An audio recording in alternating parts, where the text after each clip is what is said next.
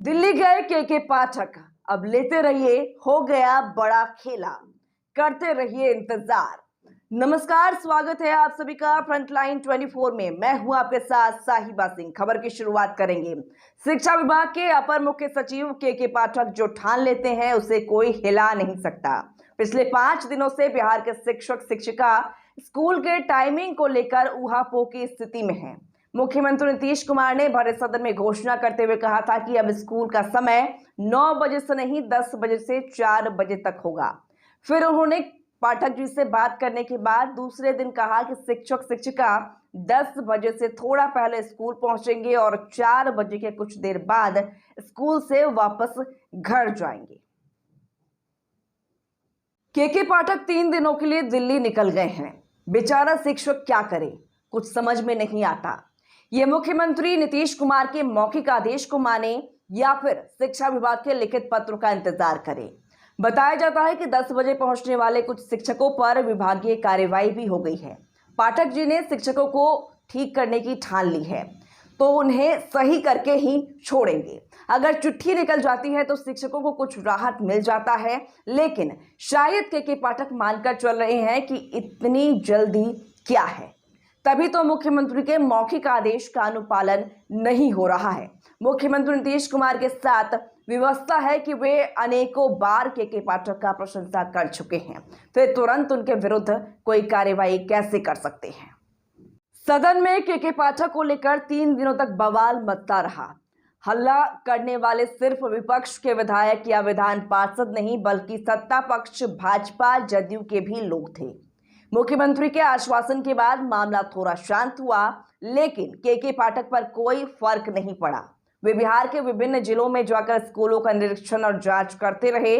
मुख्यमंत्री ने जो आश्वासन दिया वह मौखिक था।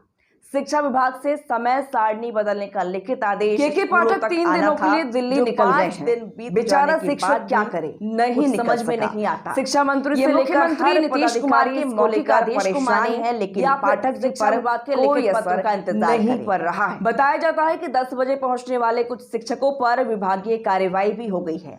पाठक जी ने शिक्षकों को ठीक करने की ठान ली है तो उन्हें सही करके ही छोड़ेंगे। अगर चिट्ठी निकल जाती है तो शिक्षकों को कुछ राहत मिल जाता है, लेकिन शायद के पाठक मानकर चल रहे हैं कि इतनी जल्दी क्या है। तभी तो मुख्यमंत्री के मौखिक आदेश का अनुपालन नहीं हो रहा है। मुख्यमंत्री नीतीश कुमार के साथ व्यवस्था है कि वे अनेकों बार के पाठक का प्रशंसा कर चुके हैं, फिर तुरंत उनके विरुद्ध कोई कार्रवाई कैसे कर सकते हैं। विजय कुमार चौधरी जैसे सुलझे हुए नेता भी शिक्षा मंत्री नहीं बनना चाहते थे, कारण के पाठक ही थे, लेकिन उन्होंने मुख्यमंत्री की बात मान ली। इधर वे के पाठक को खोज रहे हैं, लेकिन वे मंत्री से मिलना जरूरी नहीं समझते। ये भी सच है कि उन्हें कार्रवाई या स्थानांतरण का डर नहीं है। हमेशा इसके लिए वे तैयार बैठे रहते हैं। ईमानदार और निर्भीक IAS पदाधिकारी अपने अरियल रवैया के लिए ही तो जाने जाते हैं। उनकी निष्ठा और ईमानदारी पर कोई उंगली नहीं उठा सकता है। मंत्री विधायक भी के पाठक से खैर खाते हैं। जब से वे शिक्षा विभाग की जिम्मेदारी ली है, शिक्षकों की तो हवा निकाल कर रख दी है। स्कूल कभी नहीं जाने वाले शिक्षक नेताओं की नेतागिरी बिल्कुल छुड़ा दी है। बिहार में सिर्फ शिक्षा विभाग ही है जहां थोड़ा बहुत सुधार दिख रहा है। यह भी तभी तक है जब तक पाठक बाबा इस पद पर आसीन है। बाकी विभाग का तो भगवान ही मालिक है। 3 दिन बाद भी दिल्ली से लौटकर क्या निर्णय लेंगे ये कोई नहीं जानता। इधर गुरुजी लोग पत्र को लेकर हैरान और परेशान हैं। सिर्फ शिक्षकों में ही नहीं के पाठक का खौफ है, बल्कि पदाधिकारी और प्रधानाध्यापक भी भयक्रांत दिख रहे हैं।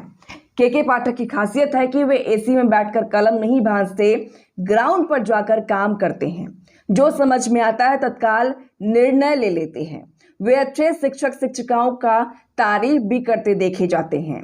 आम लोगों में तो के पाठक के कार्यशैली की प्रशंसा हो रही है, लेकिन आराम फरमाने और नेतागिरी करने वाले शिक्षकों के लिए मानो के पाठक जल जला बन गए हैं।